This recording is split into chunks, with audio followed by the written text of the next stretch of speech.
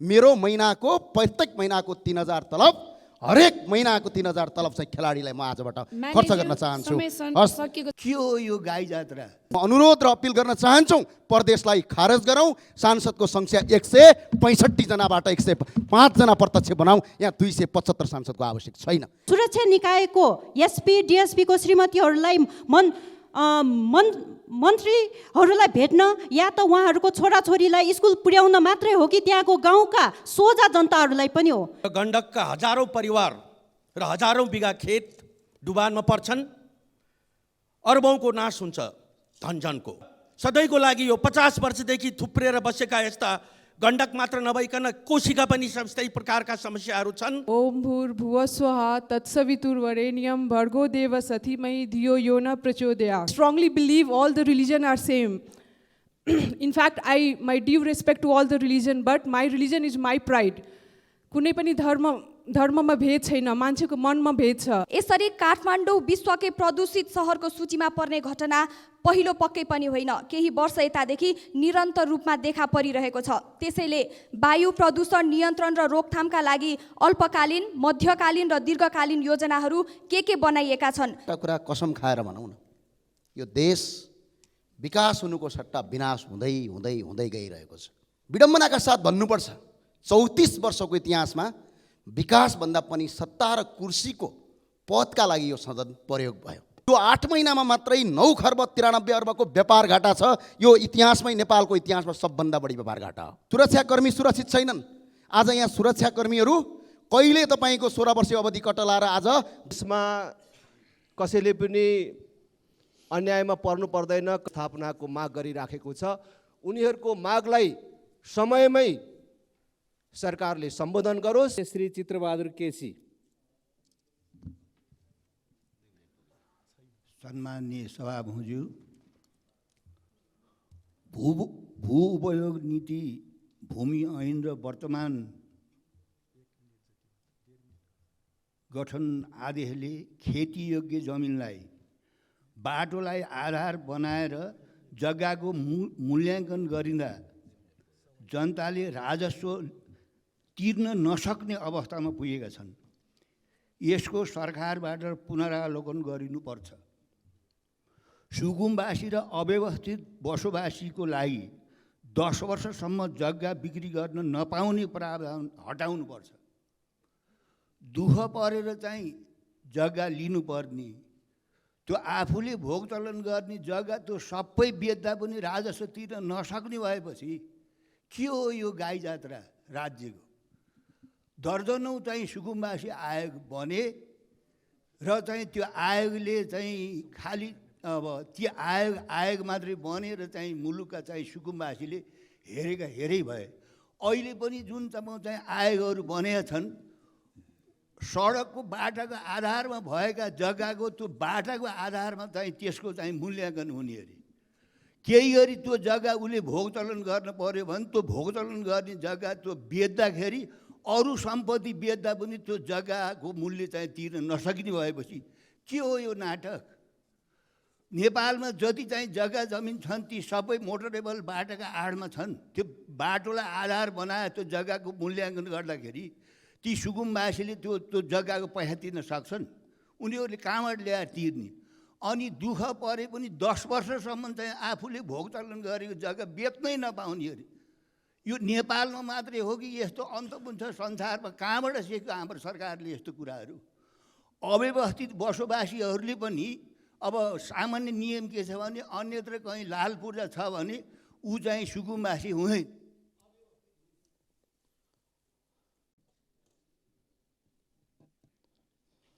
मान्य सदस्य श्री राजेन्द्र प्रसाद लिङदेन, 2 मिनेटभित्र आफ्नो कुरा राख्नुहोस्।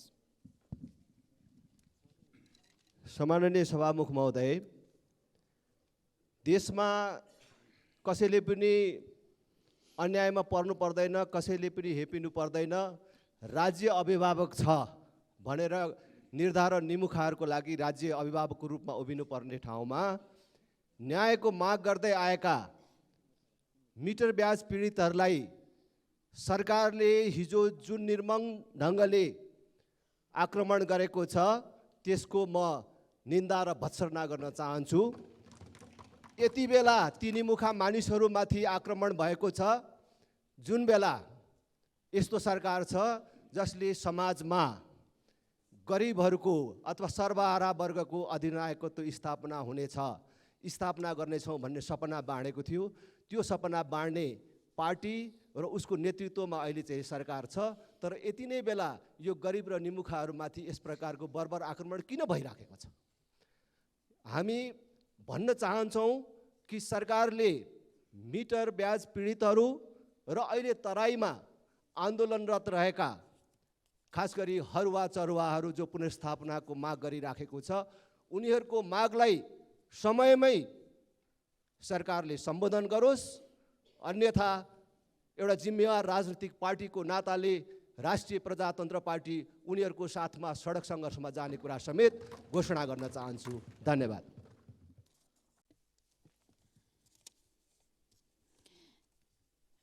माननीय डाक्टर अमरेश कुमार सिंह, समय 3 मिनट। त्यसपछि माननीय श्री सीता कुमारी राणा। सम्मानीय सभामुख महोदय, म सदनको ध्यान र सरकारको ध्यान देशको अर्थतन्त्र र देशको लोकतन्त्रमाथि आकृष्ट गर्न चाहन्छु। वास्तवमा एउटा हिंदी कविले भनेको छ, ऊपर ऊपर पी जाते हैं जो है पीने वाले, कहते हैं ऐसे ही जीते हैं जो है जीने वाले।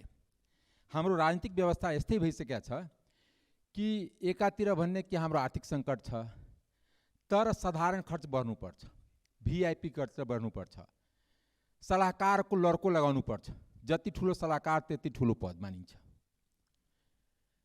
राजनीतिक खर्च नघटाउने नेताहरू आफ्नो चाहे प्रदेशका हुन्, चाहे सङ्घका हुन्, चाहे स्थानीय हुन्, आर्थिक अनुशासनको जबसम्म एउटा श्वेत पत्र, एउटा नीति निर्देशन सदनबाट पास हुँदैन, यो देशको अर्थतन्त्र भगवानले पनि बचाउँदैन, पशुपतिनाथको देश हो, पशुपतिनाथ या मुक्तिनाथले पनि बचाउन सक्दैन। हामी आफै दुर्घटनाको कारण हो। यसको दुर्घटनाको कारण अहिलेको राजनीतिक नेतृत्व हुन्छ, कुनै एउटा पार्टी, कुनै एउटा दल या कुनै एउटा सरकारले मात्र होइन। म एउटा बुझ्न सकिनँ कि 3टा गाडी अगाडि पछाडिरहेपछि के त्यो भिआइपी कल्चर हुन्छ कि एउटै गाडीमा पिएसओ राखेर जान मिल्दैन? 2टा गाडीको त हुन्छ। एउटा सल्लाहकार नियुक्ति गर्दाखेरि भन्दाखेरि राज्य मन्त्री स्तर हुन्छ, तर त्यसमाथि 5 लाख रुपियाँ महिना खर्च हुन्छ। त्यसमा त 5 लाखमा कति गरिबको सिटामोल दिन सकिन्छ? 5 लाख किन खर्च हुन्छ भने उसको ड्राइभर चाहियो, तेल चाहियो, मर्मत चाहियो, पिए चाहियो, अफिस चाहियो। यो हामी के गर्न खोज्या हो? के हामी गणतन्त्र यही लुटतन्त्र बनाउनको लागि ल्याएका यो सभामुख महोदय? यो गणतन्त्र होइन। गणतन्त्र भनेको जनतन्त्र हुन्छ, जनताको तन्त्र हुन्छ। गण मतलब जनता, तर यो नेतातन्त्र हो। यो नेतातन्त्रबाट अर्थतन्त्र डुब्न लागेको छ। ठुला ठुला चुहावटको कुरा आउँछ, आँखाबाट आँसु झर्छ, चाहे त्यो एनसेलको होस्, चाहे स्मार्ट टेलिफोनको आजै न्युजमा आइरहेछ। जबरजस्ती लाइसेन्स दिन खोजिरहेछ, आफ्नो मान्छेबाट देश चलाउन खोजिरहेछ, राम्रो मान्छेलाई देशबाट भगाउन खोजिरहेछ या देशमा दबाएर राख्न खोज्नु भएको छ। यसले देश धान्न सक्दैन। म सदनको ध्यान आकृष्ट गराउन चाहन्छु, सरकारको ध्यान आकृष्ट गराउन चाहन्छु।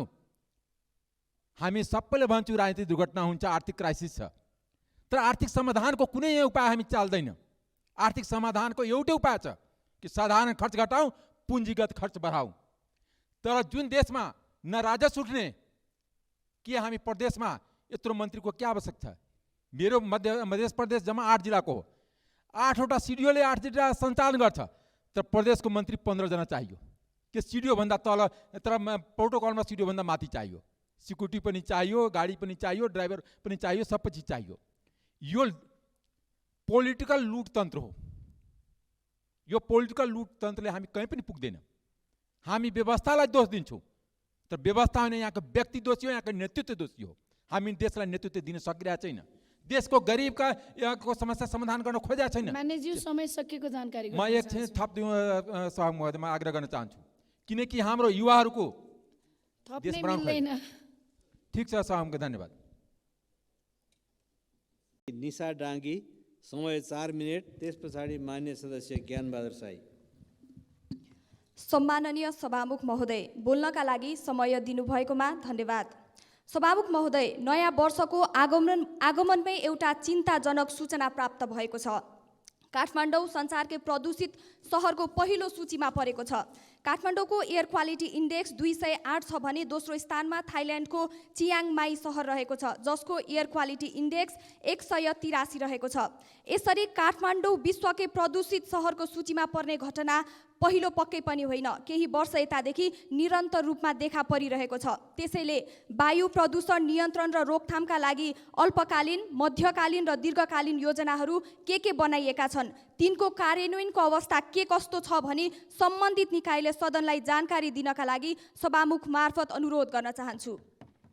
सभामुख महोदय, हामी नेपाली उत्पादन प्रवर्धनका कुरा गर्छौँ। नेपाल सरकारले पनि नेपाली उत्पादन प्रवर्धन गर्ने कुरा पटक पटक भनिरहेको हुन्छ, तर नेपालमा भएको एउटा यस्तो घटना यो सदनलाई सुनाउन चाहे जसले नेपाली उत्पादनलाई कसरी सरकारी तहबाट नै नीति नै बनाएर निमोठिन्छ भन्ने कुरा छर्लङ्ग पारिदिन्छ।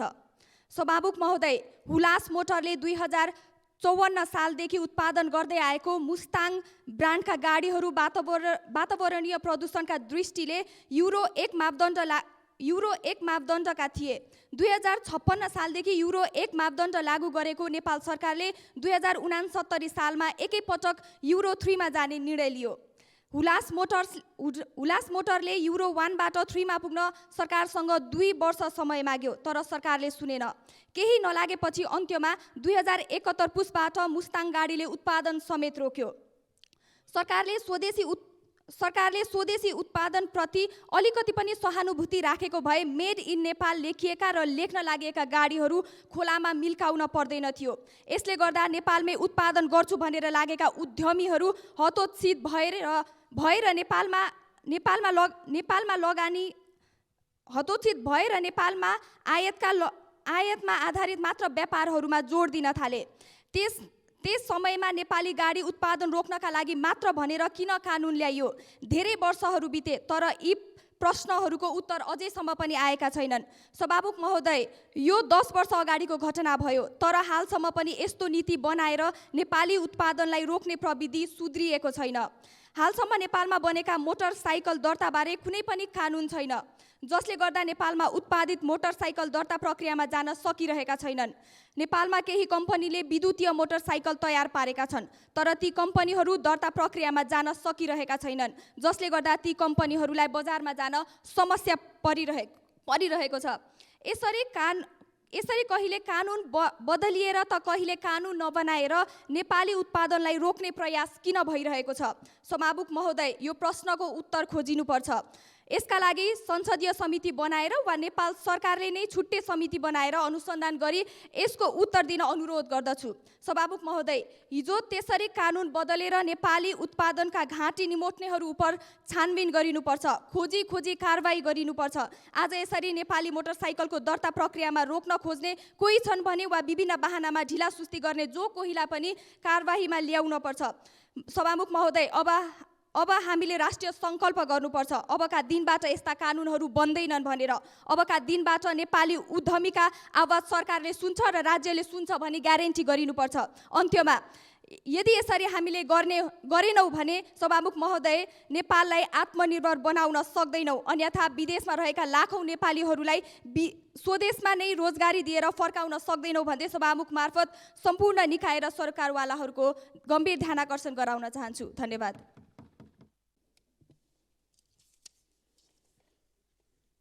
माननीय श्री ज्ञानबहादुर साई, समय 3 मिनट।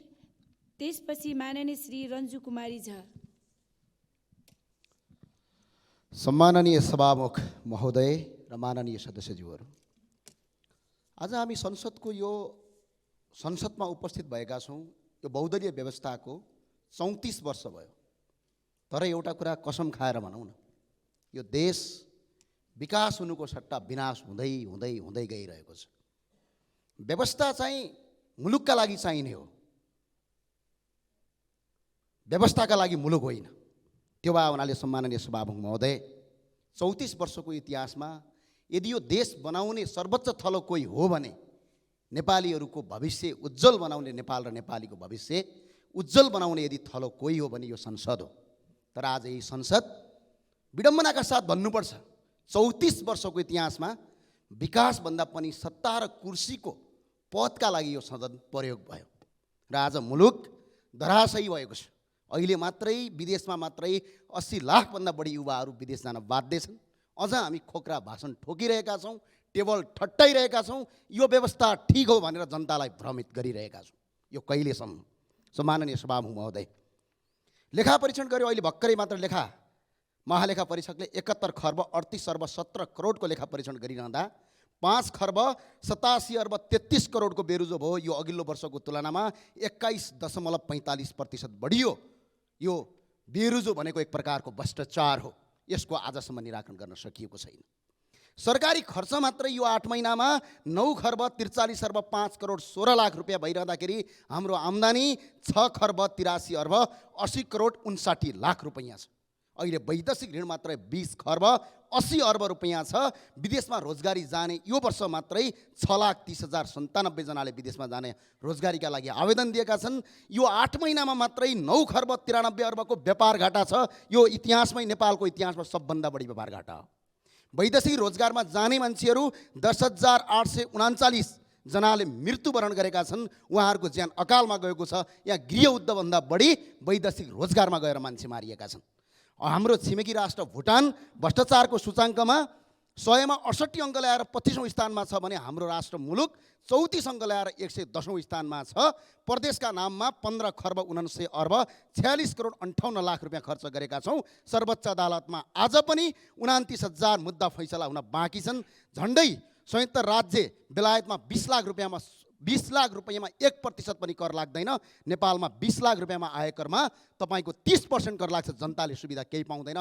त्यही भएर सम्माननीय सभामुख महोदय, म अनुरोध र अपिल गर्न चाहन्छौँ, प्रदेशलाई खारेज गरौँ। सांसदको संख्या 165 जनाबाट 105 जना प्रत्यक्ष बनाऊ। यहाँ 275 सांसदको आवश्यक छैन।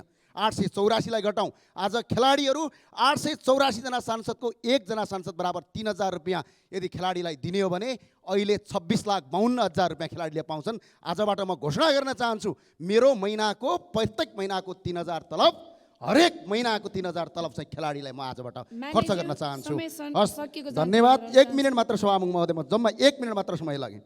आज कर्मचारीहरू सुरक्षाकर्मी सुरक्षित छैनन्। आज यहाँ सुरक्षाकर्मीहरू कहिले तपाईँको 16 वर्षीय अवधि कटलाएर आज दुबईमा गएर सेक्युरिटी गार्डको काम गरौँला भन्छन्। कलाकारहरू आज कलाकारहरू मरिसकेपछि आफ्नो लासलाई जलाउनका लागि भिख मागिरहेका छन्। आज मात्रै तपाईँको खेलाडीहरू नेपालभन्दा खाडीमा आफ्नो भविष्य देखिरहेका छन्। अझै यही व्यवस्था ठिक, यही कानुन ठिक हो भनेपछि सदस्यहरू, अब शून्य समयको कार्यक्रम प्रारम्भ हुन्छ। शून्य समयमा बोल्न चाहनुहुने मान्य सदस्यहरूको लागि 1 मिनटको समय निर्धारण गरिएको छ। निर्धारित समयभित्र मान्य सदस्यहरूले आफ्नो भनाइ राख्नु अनुरोध गर्छु। सर्वप्रथम म माननीय सदस्य श्री विक्रम पाण्डे।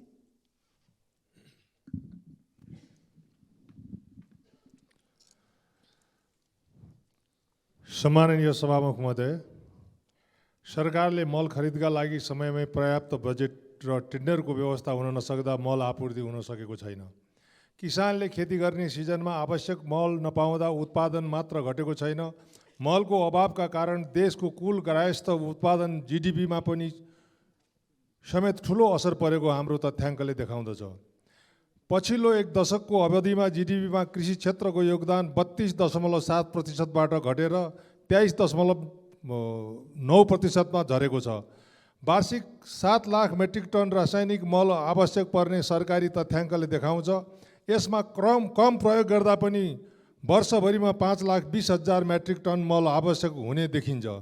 तर कृषि मन्त्रालयको तथ्याङ्क अनुसार गएको 7 वर्षमा हरेक वर्ष 4 लाख मेट्रिक टन मात्रै आपूर्ति भएको देखिन्छ।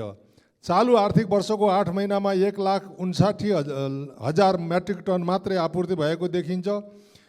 यो हिसाबले आज 3 महिनामा माननीय सदस्य श्री बिजुला रायमाझी।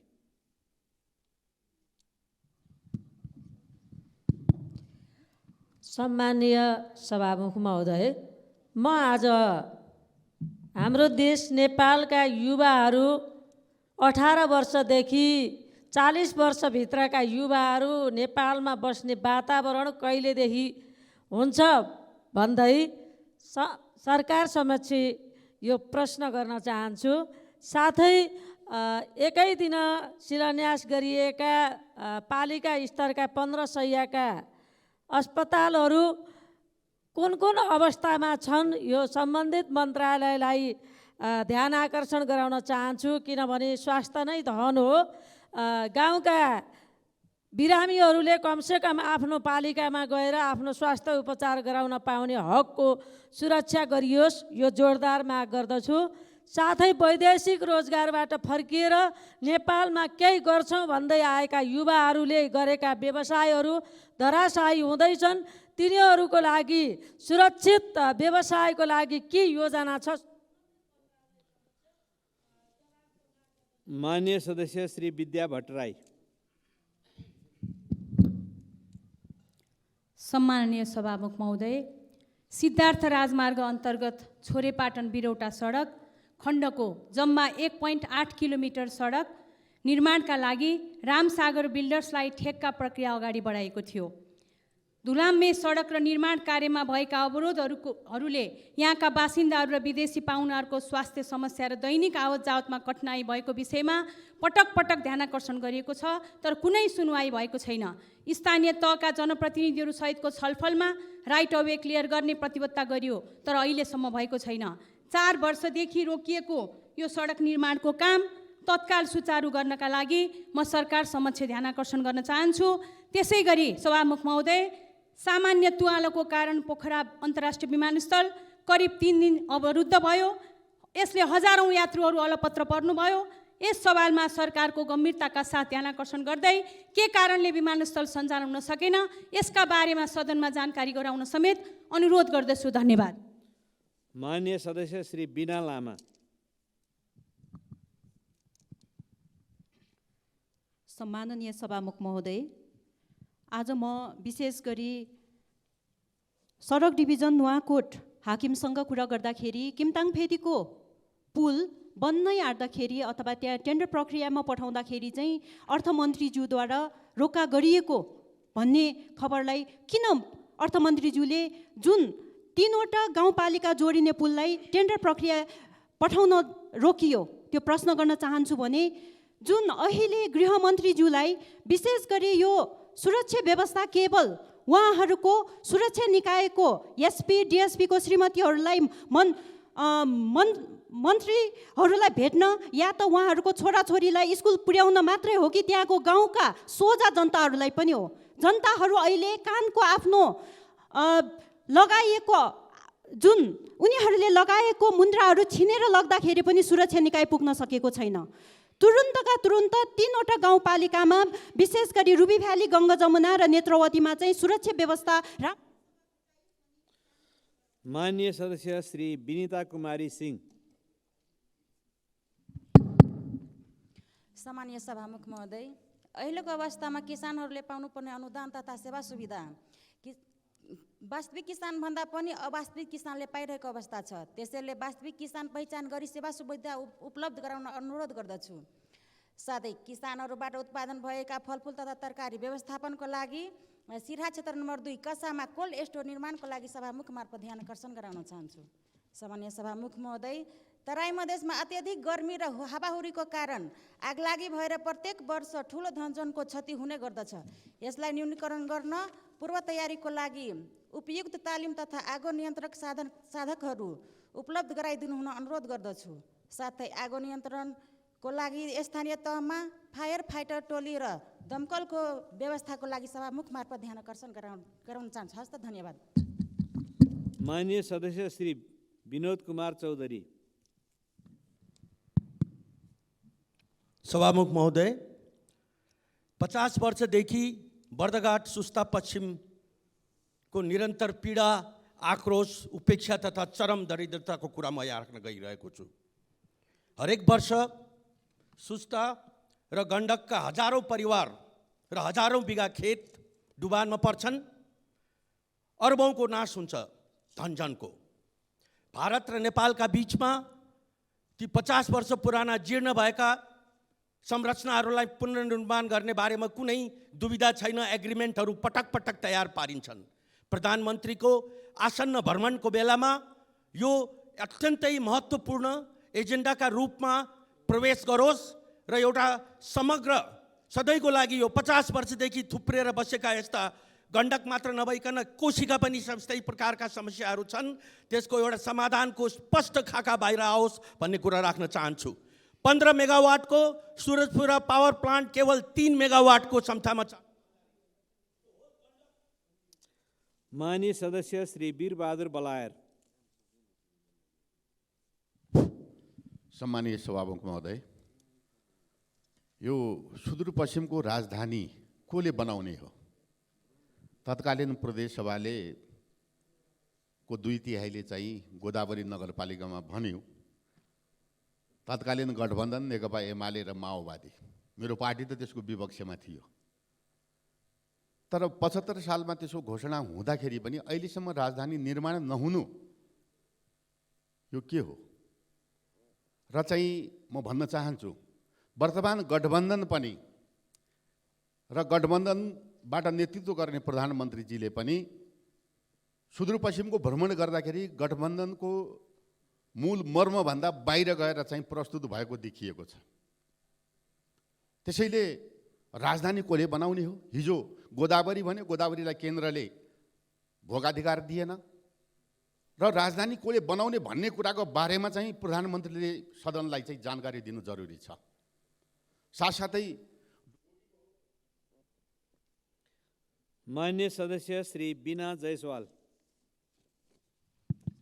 सम्मानीय सभामुख महोदय, मलाई सुन्ने सम्पूर्णलाई ध्यान केन्द्रित गराउन चाहन्छु। ओम भूर्भुवस्वः तत्सवितुर्वरेण्यं भर्गो देवस्य धीमहि धियो यो न प्रचोदयात्। यदि देश र जनताप्रति इमान्दार र निष्ठावान बन्न यस सदनमा ईश्वरको नाममा शपथ खान सकिन्छ भने देशको वातावरण सुधार होस्, भ्रष्टाचार कम होस् भने यस मन्त्रको जाप पनि यसै सदनमा हुनुपर्छ। I strongly believe all the religion are same. In fact, my due respect to all the religion, but my religion is my pride.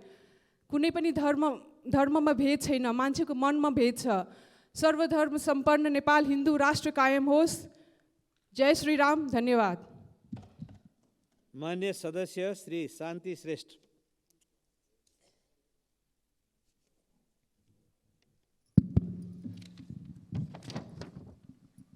सम्माननीय सभामुख महोदय, शिवपुरी नागार्जुङ राष्ट्रिय निकुञ्ज आसपासमा रहेका नागार्जुङ नगरपालिका, तारकेश्वर, गोकर्णेश्वर, बुढा नीलकण्ठ, शङ्खरापुर, कागेश्वरी, मनहरा, टोखा नगरपालिका साथै नुवाकोटको शिवपुरी र ककनी गाउँपालिकामा जङ्गली जनावरहरूको आतङ्क बढेको छ। उक्त नगरपालिकाहरूमा वन्यजन्तुहरूले किसानलाई धेरै दुःख दिएको छ। किसानको बाली नाली बँदेल दुम्सी बाँदरले नष्ट गरेको छ भने घरपालुवा जनावर पशुपन्छी र मानिसहरूमाथि चितुवाको आक्रमण बढेको छ। निकुञ्ज वरपर रहेका मानव बस्ती असुरक्षित भएको छ। निकुञ्ज वरिपरि तारबार जाली गरी जनताको सुरक्षा दिनको लागि सभामुख मार्फत सरकारको ध्यान आकर्षण गराउन चाहन्छु। धन्यवाद। माननीय सदस्य श्री शिशिर खनाल। सम्माननीय सभामुख महोदय, समयमै पाठ्यपुस्तक पुगेको समाचारले खुसी छु। केही गाँठो फुकाउँदै सहकार्य गर्न पाएका शिक्षा मन्त्रालय र जनक शिक्षासँग जोडिने भएको सबैलाई धन्यवाद पनि भन्न चाहन्छु। सभामुख महोदय, गत साता तनहुँ क्षेत्र नम्बर 1 का विभिन्न टोल बस्ती पुग्दै गर्दा 2048 सालदेखि सुरु भएका तर सम्पन्न हुन नसकेका सडकहरूको बिचल्ली र तिनले निम्ताएका अप्ठ्यारोहरूले गर्दा स्थानीय बासिन्दाले सामना गर्नु परेको चुनौती अनुभव गर्ने मौका मिल्यो। वर्षौँदेखि धुलो खाएर बाँच्नु परेका बासिन्दाले ठेक्का लागेर पनि काम अगाडि नबढेको चन्द्रावती सम्झुर पोखरी छाप सडक लगायत कालीमाटी कुन्छा सडक, बाईसागर थानी खातान सडक, भानु जन्मस्थलसँग जोडिएको भानु मार्ग, भिसी मार्ग लगायतका थुप्रै सडकहरू व्यवस्थित छैनन्। सम्माननीय राष्ट्रपति निर्वाचित तथा पटक पटक मन्त्रीहरू पठाउन सफल क्षेत्रको त यस्तो हालत छ भने अरू ठाउँको के होला? यी सडकहरूको काम तुरुन्त अगाडि बढोस् र काम नगर्ने ठेकदारलाई तुरुन्त कारबाही गर्ने मेरो माग छ। धन्यवाद। माननीय सदस्य श्री सन्तोष चालिसे।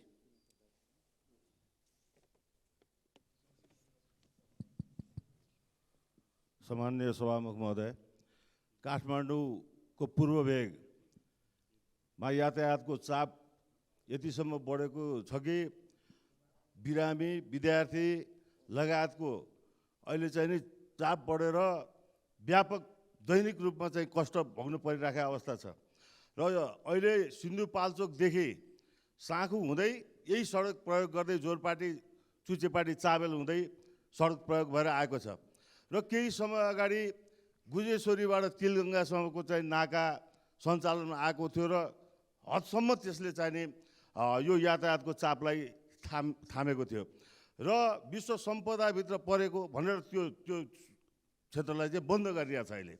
त्यसको विकल्प धेरै विकल्पहरू छन्, त्यसलाई सुरुङ मार्गको रूपमा दिन सकिन्छ र एयरपोर्टको चाहिँ नि पश्चिम कुनाबाट पनि छोटै रूपमा तिलगङ्गा जोड्ने सडक खोल्न सकिन्छ, तर सरकारको ध्यान यतातिर छैन। अब सडक सञ्जाल चाहिँ नि दैनिक रूपमा चाहिँ नि दुःख पाउँदै जनताहरू चाहिँ गइरहेका छन् र म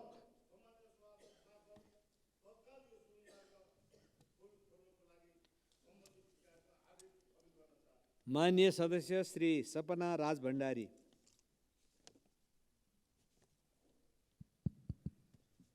सम्माननीय सभामुख महोदय, एयर क्वालिटी इंडेक्स का अनुसार काठमाडौँ वर्ल्ड को पहिलो पोल्युटेड सिटी को रूप में परेको छ। वायु प्रदूषण को कारण आज प्रत्यक्ष रूप में जनस्वास्थ्य में असर परिरहेको छ। घर घर में खोकी, दम, घाँटीका तथा अन्य रोगहरूका बिरामीहरू बढ्दैछन्। त्यसैले सभामुख महोदय, म आज यस गर्मीमय सदन मार्फत नेपाल सरकारलाई त्यसको न्यूनीकरण गर्न तत्काल एक्सनमा जानका लागि ध्यान आकर्षण गर्न चाहन्छु। धन्यवाद। जय नेपाल। माननीय सदस्य श्री सरस्वती बजिमय।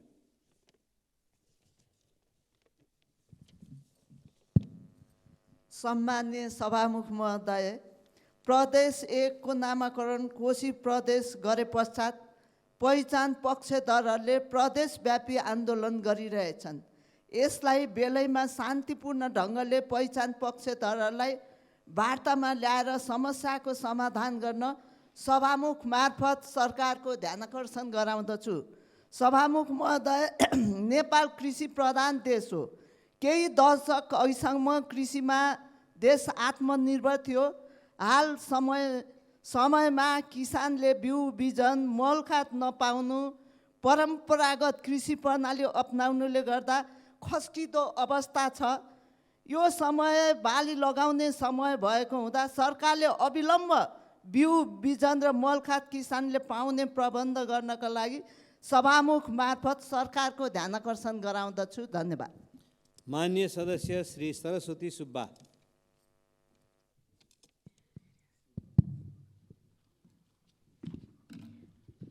सम्माननीय सभामुखज्यू, आफ्नो अधिकारका लागि स्वतन्त्रपूर्वक आवाज उठाउन पाउनु सबै नागरिकका लागि लोकतान्त्रिक गणतन्त्रले दिएको उपहार हो। देशमा कसैले ठगिन पर्दैन, हेपिन पर्दैन, निर्धय र कमजोरको लागि राज्य अभिभावक हो भन्ने उखान सानो छँदाखेरि सुनेको थिएँ। सम्माननीय सभामुखज्यू, आफ्नो पीडा लिएर सरकार समक्ष मिटर ब्याजी किसानहरू भद्रकालीमा धर्ना बस्न आउँदाखेरि यो सरकारले टाउको फुटाउने फोहरा, पानीको फोहराले दुःख दिने काम गरेको छ। सरकार नजिकका पीडितहरू 2 दिन मात्रै आन्दोलन गर्दा पनि आन्दोलनकारीसँग सहमति गर्ने, समिति बनाउने, आयोग बनाउने र सहानुभूति दिने काम गर्ने, सरकारभन्दा बाहिरका आन्दोलनकारी महसुस हुने बित्तिकै टाउकामा जुन लौरो बर्जाउने काम भएको छ। म सरकारलाई के अनुरोध गर्न चाहन्छु भने नागरिक सबैका साझा हुन्। मिटर ब्याजी किसानहरूको देशभरिको अवस्थालाई हेरेर यो समस्या समाधान गर्न सरकार लागोस्, अन्यथा हामी आन्दोलनमा हुनेछौँ। धन्यवाद। माननीय सदस्य श्री सुमना श्रेष्ठ।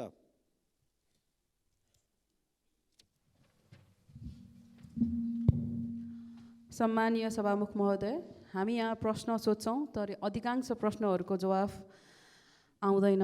कुनै प्रश्नहरूको सम्बन्धित मन्त्रीबाट जवाफ आउँछ तर आश्वासन दिने पाराको मात्रै आउँछ।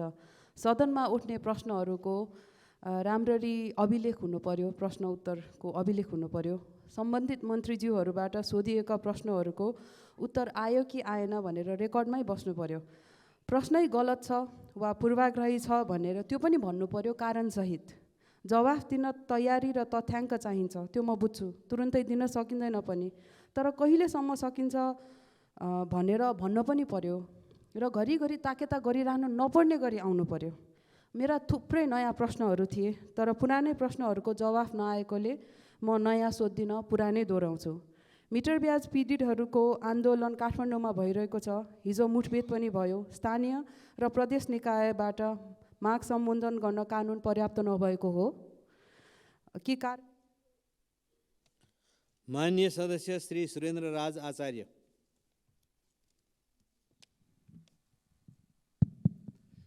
सम्माननीय सभामुख महोदय, नागरिकता विधेयक गत वर्ष संसदका दुवै सदनले पेश गर्दा तत्कालीन राष्ट्रपतिबाट प्रमाणीकरण हुन सकेन। सो अवसरमा नागरिकताबाट वञ्चित तराईका अधिकांश युवाहरू अत्यन्त हर्षित र उत्साहित थिए र अन्तिममा नागरिकताबाट उनी आजसम्म पनि वञ्चित भएको अवस्था छ। त्यति बेला खुसीले देशैभरि उनीहरूले चाहिने दीप प्रज्वलन समेत गरे र खुसी मनाए। सभामुख महोदय, यो कुनै पार्टी अमुक पार्टीले गरेको खुसियाली मनाएको अवस्था थिएन।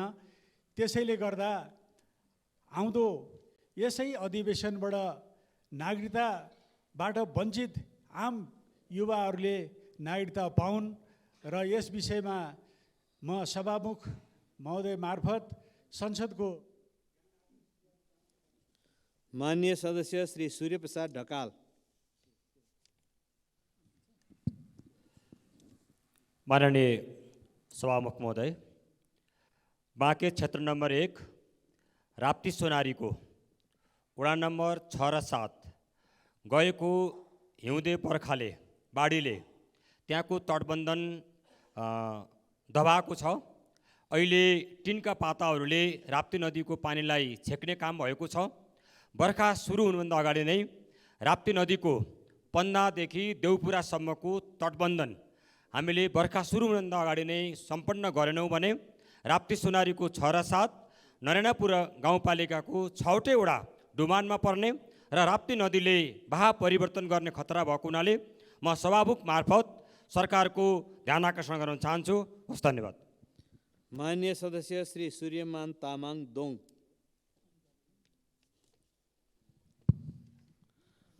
सम्माननीय सभामुख महोदय, काभ्रे 1 नम्बर क्षेत्र चौरी खोला, सुनकोशी नदी, रोसी र कोखजोर र बागमतीको बिचमा पर्दछ।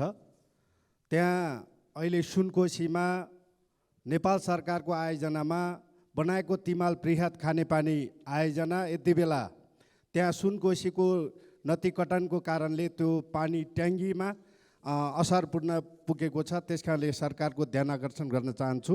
दोस्रो, सुनकोशी तेस्रो आयोजना ढिलै भएको अनुभूति गरेका छ त्यहाँका जनताले। त्यसकारणले त्यसको नेपाल सरकारको ध्यान आकर्षण गर्न चाहन्छु। अनि कोखजोर खोला साथै महाभारत खानी खोला बर्खाको समय भयो, सडक छैन। त्यसकारणले त्यहाँको जनताले बिरामी हुँदा एम्बुलेन्स चढ्ने जो खालका चढेर काठमाडौँमा आउने व्यवस्थासम्म छैन। त्यसकारणले ती विषयवस्तुहरूलाई नेपाल सरकारको ध्यान आकर्षण गर्न चाहन्छु सभामुख महोदय मार्फत। साथै अहिले कृषि प्रधान देश। माननीय सदस्य श्री सोनु मुर्मू।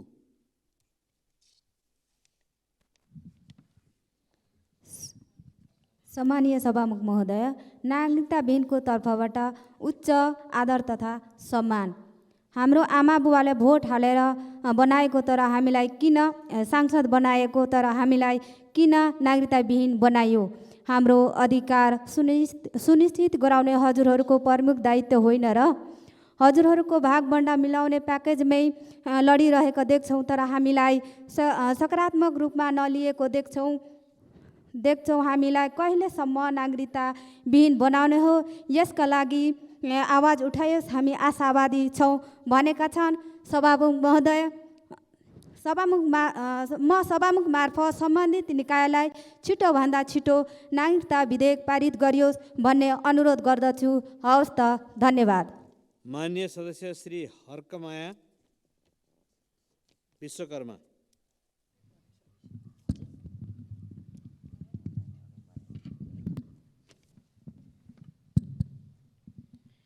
सम्माननीय सभामुखज्यू, हाम्रो नेपालमा संविधान जारी भएको आज अहिलेसम्म 7 वर्ष पुगिसकिसक्यो। संविधान कार्यान्वयन भएर अहिले पनि देशमा म नेपालको नागरिक भएर बाँच्न पाऊँ भनेर अहिले पनि नागरिकहरू आन्दोलित हुनुहुन्छ, पीडादायक अवस्थामा हुनुहुन्छ।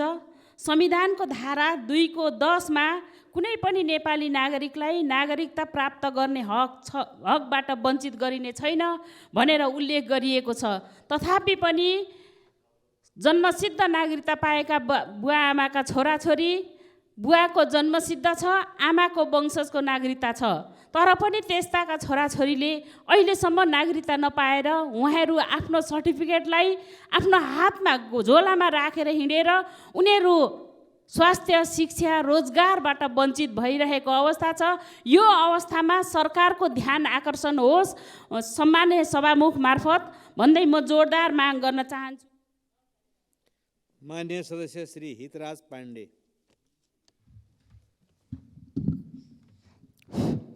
सम्माननीय सभामुख महोदय, हामी अहिले अत्यन्त गम्भीर भइरहेका छौँ। खास गरेर हाम्रो राजधानी सहर काठमाडौँ संसारकै प्रदूषित सहरमध्ये 1 नम्बरमा गयो भनेर। यसकारणले प्रदूषण नियन्त्रणको लागि डडेलो सँगसँगै हामीले फोहोर व्यवस्थापन र दीर्घकालीन विषयवस्तुमा हामीले ख्याल गर्नुपर्ने आवश्यक छ। यसका लागि म सम्माननीय सभामुखज्यू मार्फत सरकारको गम्भीर ध्यान आकर्षण गराउन चाहन्छु। सँगसँगै आगलागीले अब ठुलो एउटा लिइरहेको अवस्था छ। यसको नियन्त्रणको लागि पनि विपद व्यवस्थापनसँग पूर्व तयारीको लागि पनि म सरकारलाई ध्यान आकर्षण गराउँछु। धन्यवाद। माननीय सदस्य श्री हेमराज राई।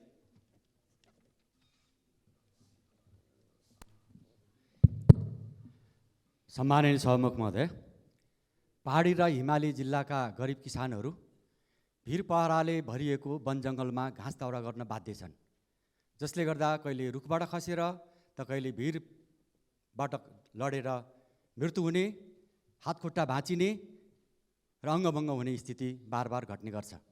तर त्यहाँ हाडजोनीको कुनै अस्पतालहरू नहुने हुनाले सयौँ कोस टाढा सहरी अस्पतालहरूमा जान बाध्य छन्। त्यसैले म सरकारसँग माग गर्न चाहन्छु, पहाडी र हिमाली क्षेत्रहरूमा हाडजोनीका अस्पतालहरू सञ्चालनमा ल्याइयोस्। यसै सन्दर्भमा पहाडी जिल्ला भोजपुरको जिल्ला अस्पताललाई 50 शय्याको बनाएर त्यहाँ पनि हाडजोनीको अस्पताल, हाडजोनीको विभाग सञ्चालन गर्नको लागि म माग गर्न चाहन्छु। धन्यवाद। माननीय सदस्य श्री ज्ञानु बस्नेत सुवेदी।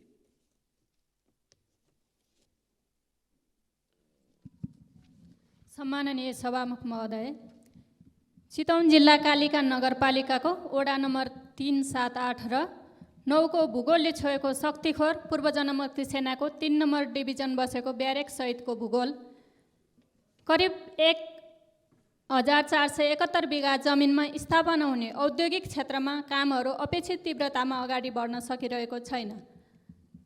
करिब 1,10,000ले प्रत्यक्ष रोजगारी र थप 5 लाखभन्दा बेसीले अप्रत्यक्ष रोजगारी सिर्जना हुने यो औद्योगिक ग्राममा कृषि उपकरण, विद्युतीय सामान, सोलर प्यानल, अस्पतालका फर्निचर, औषधि निर्माण सामग्री, काष्ठजन्य उत्पादन र कृषिमा आधारित उद्योग लगायत अन्य महत्त्वपूर्ण उद्योग रहने देशकै लागि अति नै महत्त्वपूर्ण परियोजना हो। सभामुख महोदय, सम्माननीय प्रधानमन्त्री पुष्पकमल दाहाल प्रचण्डजीको दोस्रो कार्यकालमा यो परियोजना घोषणा भएको हो। करिब 36 अरब लागत अनुमान गरिएको यो परियोजना जग्गा प्राप्ति, DPR र EIA स्वीकृत भइसकेको सन्दर्भमा सभामुख महोदय मार्फत सम्माननीय प्रधानमन्त्रीजीको माननीय सदस्य श्री ज्ञानेन्द्र बहादुर कार्की। सम्माननीय सभामुख महोदय, हाम्रो मुलुकको अर्थतन्त्रमा वैदेशिक रोजगारमा रहेका नेपालीहरूको महत्त्वपूर्ण योगदान छ। गत वर्षको रेमिट्यान्सलाई हेर्ने हो भने पनि करिब 10 खरब 7 अरब रुपियाँ स्वदेशमा भित्रिएको छ। तर वैदेशिक रोजगारमा रहेका नेपालीहरू आज विभिन्न देशका जेलहरूमा रहेको तथ्याङ्क करिब 1000 भन्दा बढी छ। तसर्थ म सरकारसँग वैदेशिक रोजगारमा गएका नेपालीहरूको रिहाई, उद्धार, सुरक्षा र उहाँहरूको सहज वातावरण सिर्जना गर्नका निमित्त सरकारको ध्यान गम्भीर रूपले आकृष्ट गर्न चाहन्छु र उहाँहरूलाई सहज वातावरणमा काम गर्ने अवसर मिलाउनका निमित्त सरकारले विशेष पहल कदमी गरोस् भन्ने कुरा पनि म सभामुख मार्फत राख्न चाहन्छु। माननीय सदस्यहरू, शून्य समयमा बोल्ने क्रम यही समाप्त हुन्छ।